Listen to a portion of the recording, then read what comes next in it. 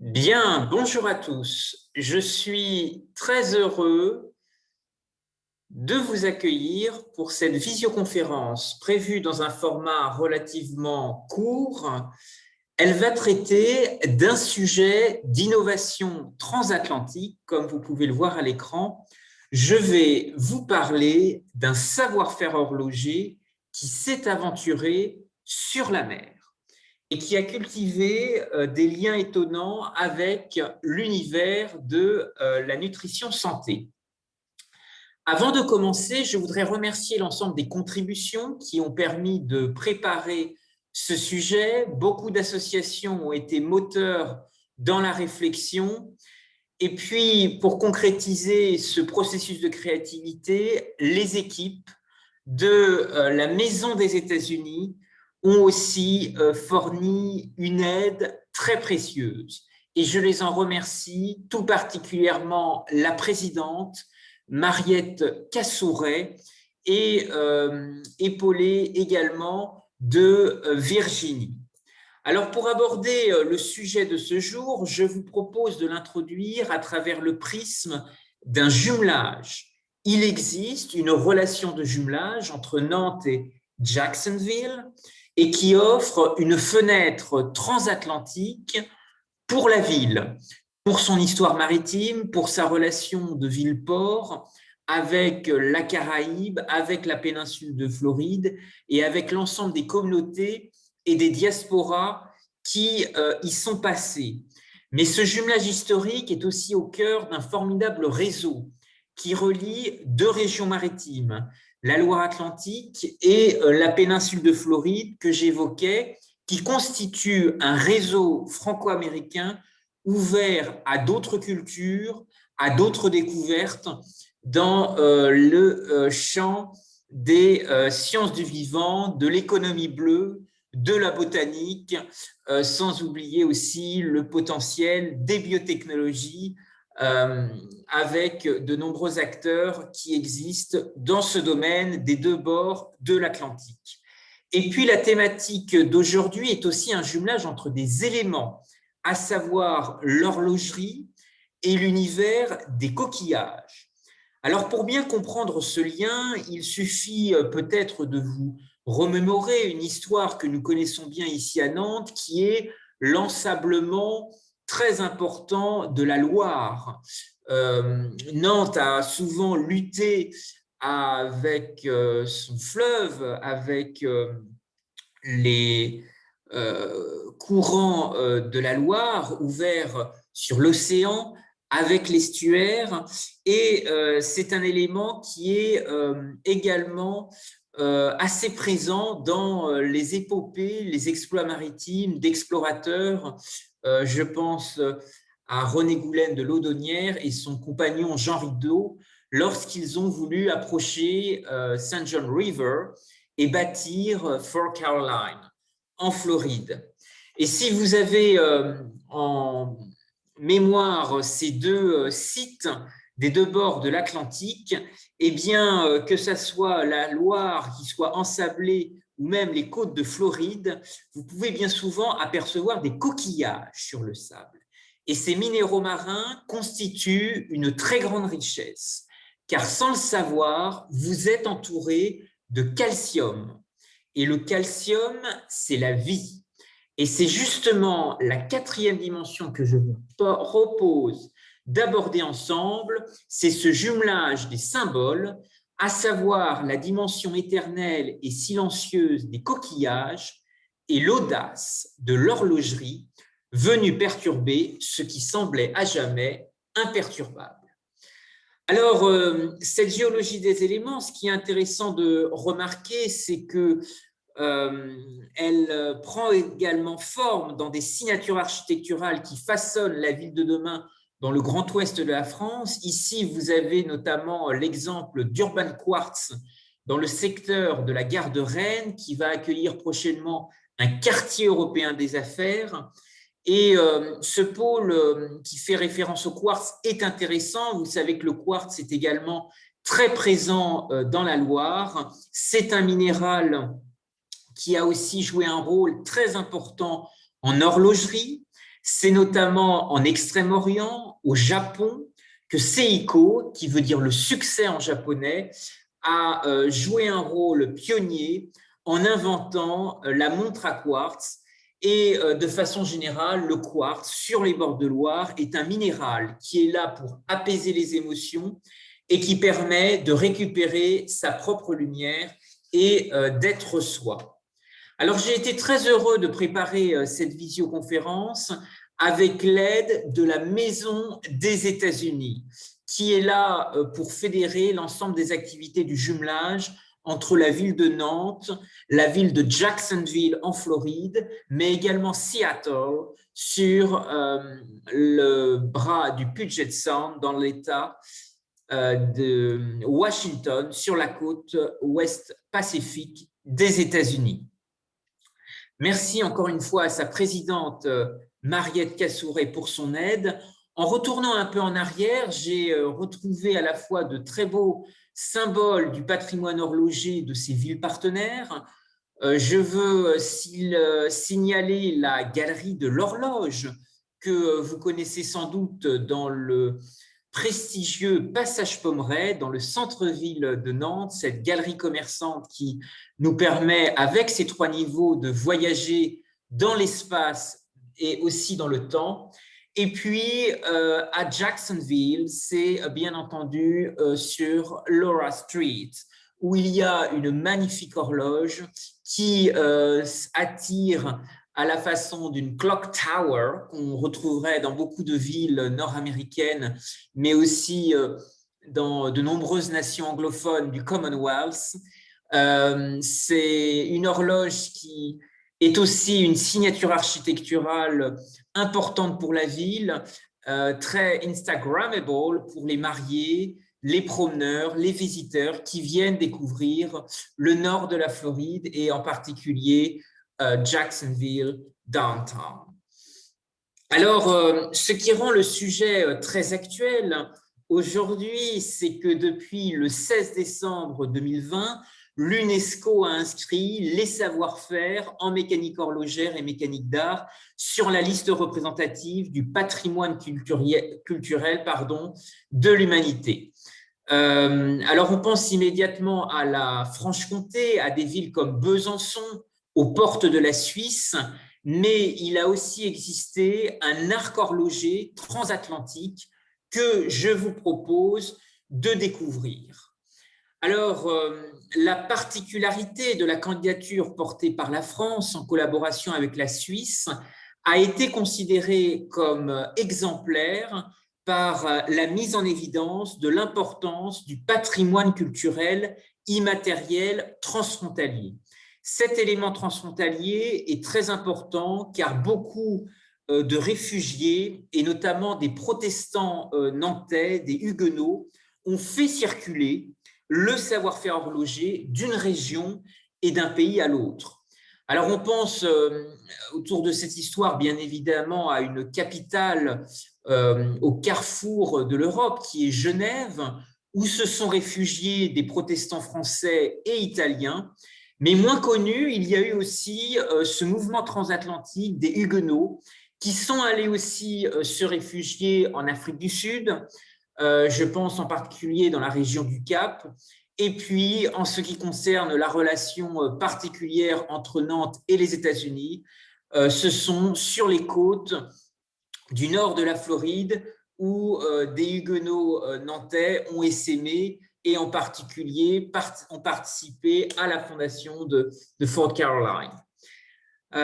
Toujours est-il qu'il est important de retenir que le savoir-faire horloger s'est aventuré sur la mer et en particulier jusqu'aux côtes de Floride, même si on pourrait également citer l'Afrique du Sud, avec l'apport transatlantique de Huguenots nantais.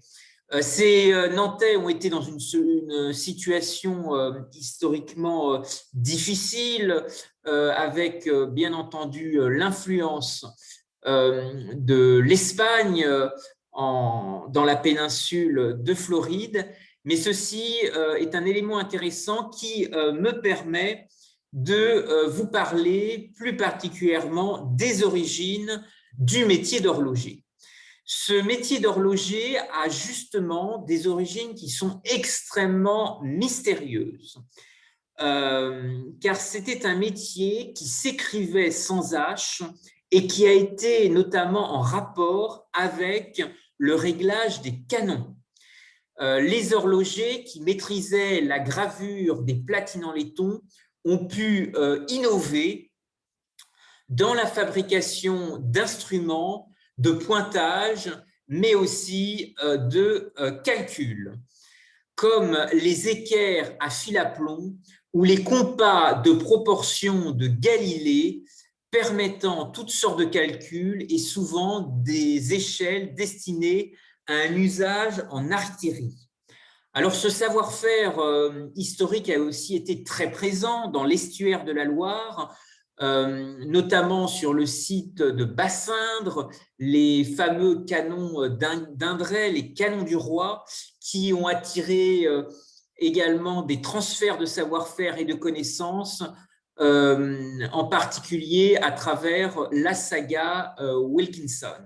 Mais bien entendu, ces canons ont été aussi au cœur d'une rivalité entre les défenseurs de cette Floride française au nord de l'État de Floride, dans l'actuelle Jacksonville, et puis de l'autre côté, les Espagnols. Alors, c'est justement l'une des spécificités de l'histoire de l'horlogerie, c'est un contexte politique lié aux frontières, puisque la Franche-Comté, tout comme la Floride, était espagnole. Et Louis XIII et son fils Louis XIV vont justement reprendre ce territoire. Et donc, il va y avoir une contrebande de connaissances et de compétences qui existent toujours aujourd'hui des deux bords de la frontière. D'où l'intérêt aussi de mettre en valeur les échanges transatlantiques, puisque je crois qu'on pourrait également retrouver beaucoup de choses autour de l'influence espagnole en Floride et des apports qu'ont pu apporter justement des huguenots nantais à travers le savoir-faire horloger. Alors maintenant, si on se rapproche de notre région, à l'échelle du Grand Ouest, il existe sur les marches de Bretagne un campus des métiers qui valorise encore la formation et l'apprentissage. Le château des Ducs de Bretagne à Nantes fait aussi partie des marches de Bretagne, cet espace frontière. Et il existe à l'échelle du Grand Ouest encore une école d'horlogerie réputée qui est située sur la ville de Fougères. Alors, l'école d'horlogerie de Fougères rend hommage à un grand passé puisqu'elle porte le nom d'un prix Nobel de physique. Et le site se situe aujourd'hui sur le parc d'activités de la Grande Marche que je vous invite à découvrir. Alors, je vais vous parler d'une bijouterie-horlogerie qui a été fondée par mon arrière-grand-père, tout d'abord dans la baie du Mont-Saint-Michel, avec cet emplacement historique qui était la grande rue des Stuarts et qui a développé une passion pour l'innovation. Et pour résumer cette culture de l'innovation, il y a une formule assez simple que j'ai résumée en bas. L'horlogerie a besoin d'OPA, oser, préparer et anticiper l'avenir. Alors, dans cette bijouterie-horlogerie, il y avait une marque qui fera beaucoup sensation à l'époque, c'est la marque Zénith, à la fois visible sur la vitrine, mais aussi sur le fronton à travers la photo que vous avez à l'écran. Alors, cette grande rue des Stuarts a sans doute voyagé également au-delà des mers et des océans, puisque vous savez qu'en Floride, il existe également un comté, le comté de Stuart, qui fait justement indirectement référence à cette dynastie qui a été en exil sur 3 royaumes, l'Angleterre, l'Écosse et l'Irlande. Et je pense que ça montre à quel point la Caraïbe a été, avec la péninsule de Floride, une formidable plateforme, un espace également, un incubateur de l'engagement pour beaucoup d'exilés, pour beaucoup, en ce qui concerne le prisme de la relation avec Nantes, beaucoup de protestants francophones qui sont partis vers le Nouveau Monde en recherche de nouvelles opportunités, mais qui ont été aussi les passeurs de très grandes traditions, et le savoir-faire horloger en fait partie. Alors, je vais revenir un tout petit peu sur la marque Zénith, qui a été un point de départ important pour les industries probiomères que je vais vous présenter. La marque Zénith a été impulsée grâce à l'esprit fondateur d'un Suisse qui va imaginer, sans doute inspiré par le soleil de Floride, the Sunshine State, de grands espaces lumineux. C'est la lumière qui va être capitale et qu'il va dédier à l'horlogerie, où le travail va être contrôlé de bout en bout et industrialisé, excusez-moi, en s'inspirant de techniques notamment nord-américaines, puisque progressivement après la Suisse, ce sont aux États-Unis où se sont développées des manufactures de masse, d'abord à Philadelphie et ensuite sur l'ensemble du territoire américain jusqu'à Seattle, qui est également jumelé avec Nantes sur la côte ouest des États-Unis. Mais la réunion de l'ensemble des métiers horlogers sous un seul et même toit était une innovation de la marque Zénith. Alors, cette marque Zénith, ces montres Zénith ont connu une renommée mondiale. Elles ont été récompensées lors d'expositions universelles et elles ont été portées par de grandes personnalités, notamment, je pense à Gandhi, mais aussi l'aviateur Louis Blériot, qui appréciait beaucoup sa grande ponctualité. Et vous avez ici sur cette liste un vaste panel d'autres personnalités à travers le monde, y compris des joueurs américains de basketball. Alors, nous parlions en introduction du sable coquillé, des minéraux marins de la Loire, présents dans son vaste estuaire, mais aussi dans la baie du Mont-Saint-Michel. Et comment le savoir-faire horloger a-t-il justement, de monts et merveilles, pu développer une reconversion sur d'autres usages qui n'avaient pas été identifiés?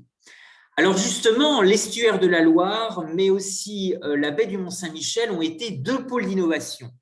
Mais pas seulement, parce que l'innovation a réussi à circuler très vite en réseau, avec Nantes, mais aussi avec Saint-Malo, avec les îles anglo-normandes et avec d'autres pôles. Alors pourquoi cette innovation a circulé? Eh bien, tout simplement parce que la capacité de l'horlogerie à produire de petits moteurs très ingénieux, à animer des automates, à réparer des montres-bracelets avec des outils très très fins, a servi à identifier des molécules d'intérêt et des minéraux marins dans les brisures de coquillages. Et c'est ce qui a permis de développer des recherches en nutrition santé. Vous savez sans doute que c'est bien entendu un écrivain nantais bien connu qui a souvent été l'assembleur, l'agrégateur des hommes, des sciences et des techniques. Et je voudrais rappeler, en vous parlant de la baie du Mont-Saint-Michel, qu'en allant sur les traces de Jules Verne, eh bien, ce passionné de voile et de navigation a eu 3 bateaux en référence à Saint-Michel, le Saint-Michel I, le Saint-Michel II et le Saint-Michel III, qui a bien entendu nourri son esprit d'imagination et d'innovation. Vous avez une vieille photo que l'on retrouve sur les bords de Loire à 30 moules, avec l'une des répliques justement du Saint-Michel, qui a été qui a existé en plusieurs exemplaires. Alors, je vous indiquais que lorsque vous êtes sur une plage ou même dans l'estuaire de la Loire, au contact des marées, vous êtes entouré de calcium, sans le savoir, et la baie du Mont-Saint-Michel et le débouché maritime de la Loire constituent un écosystème très riche en calcium, à la fois à cause du jeu des marées, mais aussi à travers le sable coquillé, ce mélange qui se forme au contact des éléments. Et donc, une activité d'extraction de minéraux marins va émerger dans les années 20. Elle va donner naissance à une marque, les industries Probiomère, qui vont briser des coquillages, des minéraux marins, également sécher des algues en utilisant des microtechniques d'horlogerie. Très rapidement, le procédé fonctionne et en particulier pour le transport et les ventes d'œufs. Les œufs étaient très très fragiles et parfois sur une douzaine d'œufs, il n'en restait que 2. Et le calcium du sable coquillé va être utilisé comme alimentation pour le bétail et va permettre de renforcer le calcium, notamment des œufs de poule, en les rendant plus résistants. Ils facilitent le transport et les ventes et peuvent rapidement se transporter par train jusqu'aux halles de Paris. Alors, vous avez ici un coquillage qui a fait beaucoup parler de lui. C'est l'un des premiers logos des industries Probiomère. Mais toutefois, il y a eu un contentieux avec la société Shell qui exploite les stations-service, les stations à essence, qui considérait que le logo était trop proche du logo en forme de coquille que vous connaissez sans doute dans la plupart des stations-service de la marque. Alors, le succès rencontré au niveau des œufs va être récompensé par la prime d'honneur du ministère français de l'Agriculture pendant la grande crise de 1936. Cette prime d'honneur était une sorte de bourse de l'innovation qui récompensait notamment des brevets qui avaient été déposés. C'est aussi le reflet d'une époque qui engage la modernisation de la France d'après-guerre, extrêmement marquée à la fois par les pénuries alimentaires, et c'était aussi une période aiguillée par l'avance des Britanniques et des Américains dans ce domaine, qui avaient très bien organisé des filières de pêche, et en particulier la filière du lait. Et la France voulait rattraper justement son retard en mettant en place des filières ultramodernes. Alors, pour se développer, les industries Probiomère vont s'associer avec des marins pêcheurs et vont se porter acquéreurs d'un bateau, notamment sur les côtes de la Manche, qui va s'appeler le Saint-Pierre. Je me permets d'insister sur le nom de ce bateau parce qu'on l'a souvent oublié, mais de grandes familles nantaises sont effectivement reliées aux îles anglo-normandes et à de nombreux territoires insulaires sur la Manche. Le choix de ce nom, le Saint-Pierre, fait justement référence à Césarée, qui était l'ancien nom antique de Jersey, qui était associé à différents personnages du Nouveau Testament. Pierre, Paul, Hérode et Pilate. Et puis, le nom Césarée, pour désigner Jersey, fut maintenu jusqu'à ce que l'Empire romain se christianise et devienne Endium, forme latinisée qui signifie la très grande île. Alors, il y a toujours un programme immobilier à Jersey qui, pour limiter les effets des résidences secondaires, s'appelle toujours Endium Homes. Alors, je pense bien sûr à un très grand armateur qui a aussi été un acteur de la politique nantaise, c'est Daubrée, qui a joué un rôle aussi extrêmement important avec les îles anglo-normandes et qui a, bien entendu, avec ses origines protestantes, laissé aussi des traces dans le centre-ville de Nantes, autour de ce manoir, le manoir des Irlandais que vous connaissez sans doute. C'est aussi d'autres symboles qui font le lien avec la Manche, avec les îles anglo-normandes, avec Césarée. Je pense bien sûr à la cathédrale Saint-Pierre et Paul, qui elle aussi est une signature architecturale forte de l'histoire biblique et de la ville de Nantes. Alors, ce qui a justement permis le développement des industries probiomères entre terre et mer, ouvert sur l'océan, c'est une culture du brevet. Tous les procédés ont été, dans un premier temps, brevetés avant de les industrialiser. Et pour se développer à l'international, il a fallu monter des partenariats atypiques dans des domaines très variés. Ce sont à la fois des contacts avec des filières de l'économie monastique, comme par exemple les moines de l'abbaye de Sept-Fonds dans l'Allier, qui fabriquent toujours aujourd'hui un complément alimentaire qui s'appelle la germaline. Mais ce sont aussi des contacts avec des milieux scientifiques, et je pense tout particulièrement à l'appui déterminant d'une femme qui s'appelait Lucie Randouin.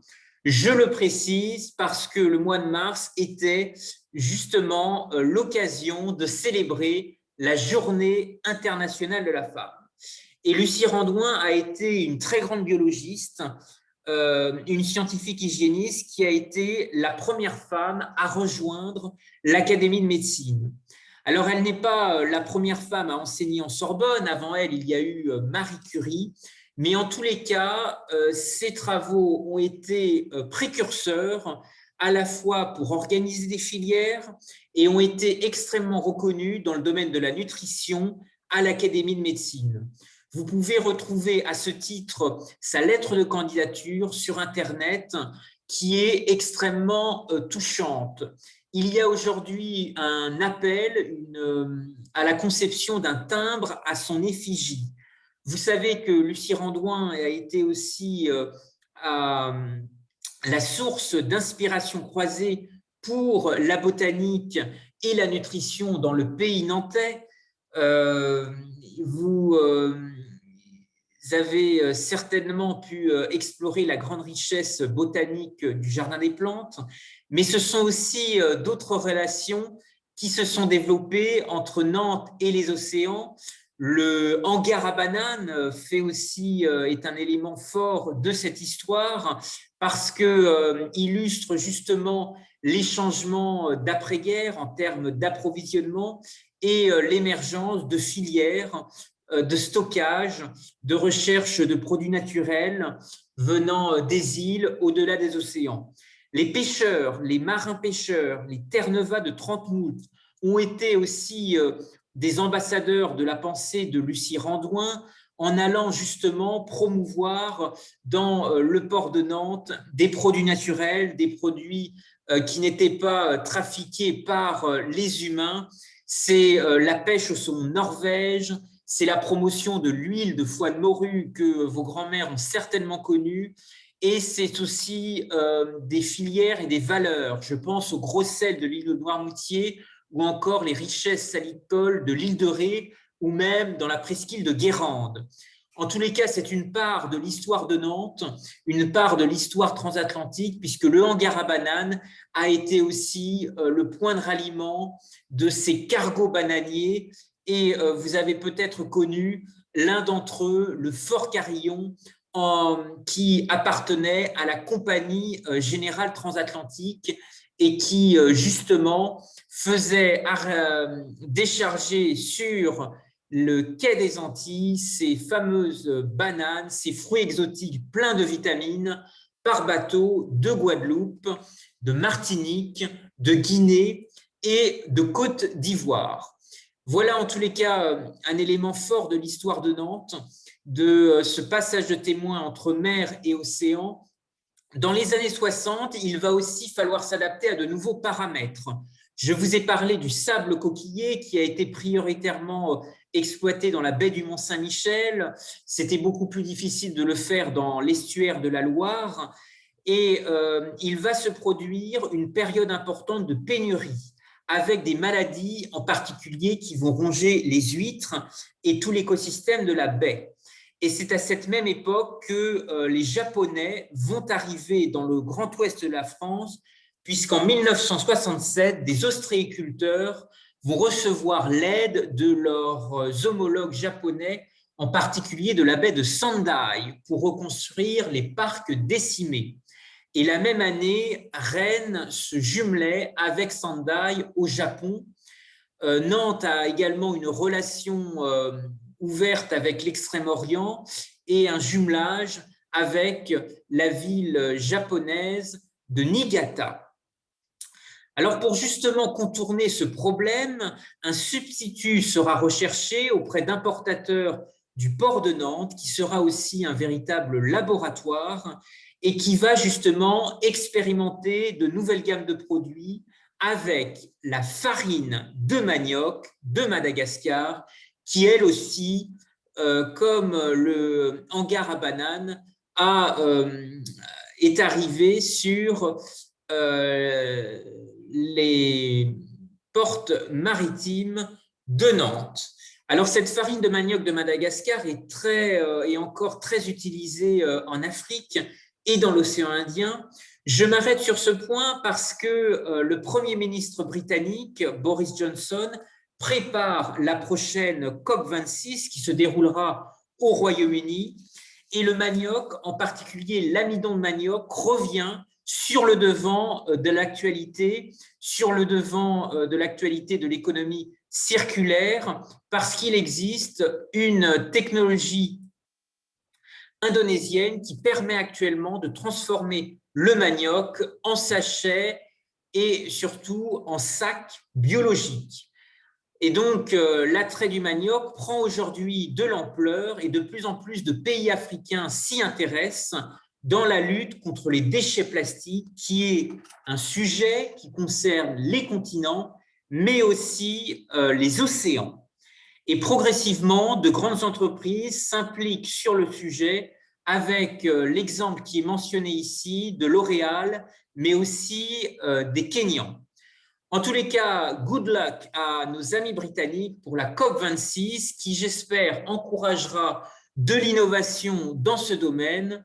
Vous savez que le président Biden a annoncé que les États-Unis réintégraient l'accord de Paris et vont certainement œuvrer dans la gouvernance et dans les discussions multilatérales des prochaines COP et en particulier de cette COP26 qui arrive à l'horizon. Alors, ce qui rapproche justement Nantes et Jacksonville, c'est ce pont transatlantique qui, comme je vous l'indiquais, est un écosystème très riche en minéraux marins, mais aussi un passage de témoins pour croiser et innover demain. C'est un élément qui a aussi marqué beaucoup de familles d'industriels. Je pense en particulier à la famille de Christian Dior à Granville, puisque son père, Lucien Dior, a été un industriel très important dans les engrais et qu'il est justement allé étudier en Angleterre, mais aussi aux États-Unis. Alors, j'ai peu parlé du rôle des îles, mais ces sentinelles de granit ont aussi eu un rôle extrêmement important. Elles sont des laboratoires d'innovation dans tous les domaines et Nantes a su cultiver des liens importants. C'est en particulier avec la famille d'Aubray, cette grande famille d'armateurs qui a développé de nombreux échanges avec l'Europe du Nord et l'Atlantique Nord.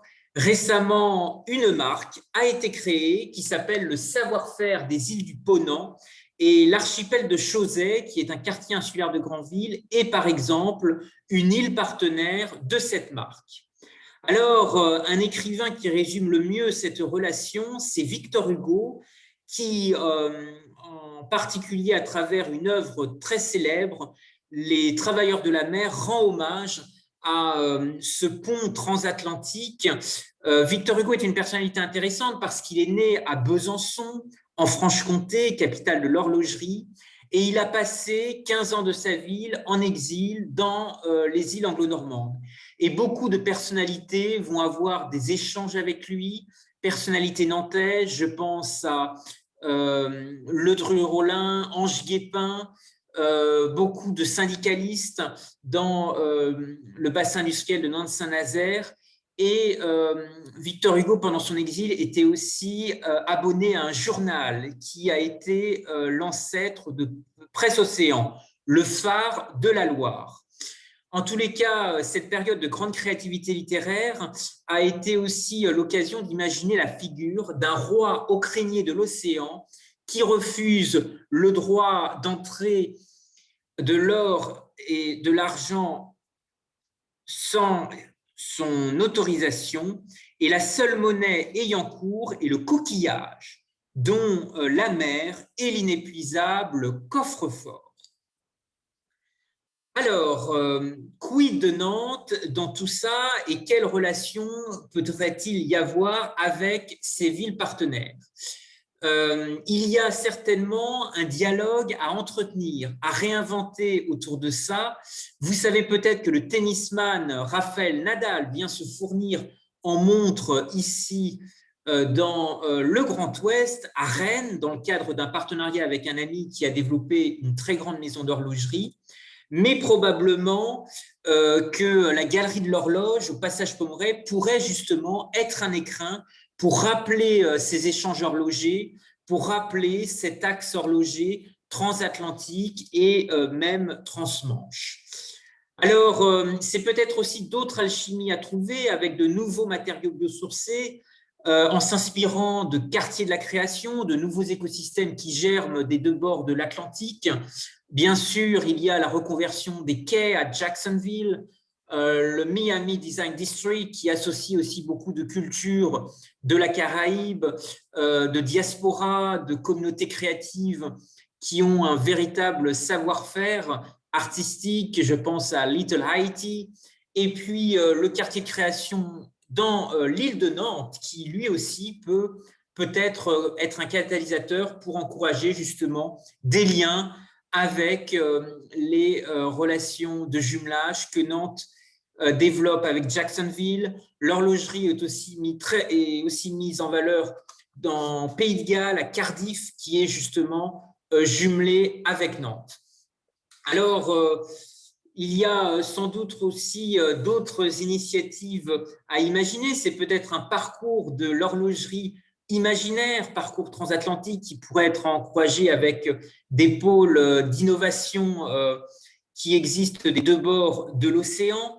Je vous précise qu'il existe des programmes similaires menés dans d'autres villes. Je pense en particulier à la ville de Strasbourg, qui est très en avance sur le sujet et qui a mis en place un programme insolite qui s'appelle l'Industrie Magnifique et qui a été lancé par le directeur marketing monde de Cronenbourg et qui vise à faire rencontrer des vieux métiers, des créateurs, des champs nouveaux en matière d'innovation. Alors, il y a aussi un tiers-lieu maritime qui est actuellement en projet à Lorient et qui peut également inspirer de nouveaux contacts avec les échanges créatifs et innovants transatlantiques. Et puis, je vous parlais en début de conférence de la marque Zénith qui appartient au groupe aujourd'hui LVMH. Ce qui est extraordinaire, c'est que la fondation LVMH à Paris est un vaisseau de verre, un vaisseau de proue qui est un clin d'œil peut-être à la très grande richesse des liens horlogers transatlantiques qui ont aussi pu exister. Vous avez ici des différentes photos en Floride de plusieurs enseignes du groupe LVMH qui utilisent des conteneurs de bateaux. Donc, ça montre aussi l'ouverture sur la mer qu'on peut certainement trouver ensemble et mettre en valeur comment justement des communautés se sont appropriées des traditions pour les réinventer. Je vous remercie pour votre attention. J'espère n'avoir pas été trop long et je vous invite à ouvrir les échanges si vous avez des questions En mot de conclusion, je voudrais rappeler que les avancées horlogères et la marine sont liées, à la fois parce que les premières horloges maritimes qui conservaient la mesure du temps sur les navires ont été une révolution et elles ont permis à des marins de se positionner en mer avec une très grande précision. Ce sont de grands personnages qui sont passés à Nantes, qu'on a peut-être oubliés, mais en se promenant sur le quai du Gué-Trouin, place du Commerce, ou même en allant sur le quai sur Couve de Rezé, peut-être que justement des visiteurs peuvent se replonger dans cette très riche histoire. Je vous propose, si vous le souhaitez, de réagir et merci encore à tous pour votre attention.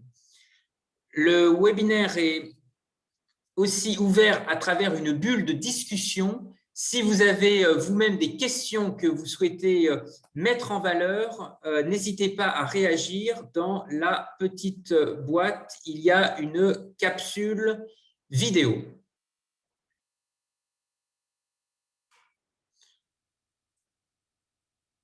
Alors, nous sommes limités à 40 minutes. C'était le format qui était proposé aujourd'hui. Il reste seulement 1 minute avant la fin du webinaire. Les planches vous seront transmises si vous souhaitez prendre connaissance et explorer ce sujet. Et puis, la Maison des États-Unis vous mettra également à disposition l'ensemble des ressources qui ont permis de préparer cette conférence. Je vous remercie pour votre attention. Si vous avez des réactions ou des questions, n'hésitez pas, il reste encore quelques instants. Alors, il y a une… Merci beaucoup. Ça, c'est un message de Nadia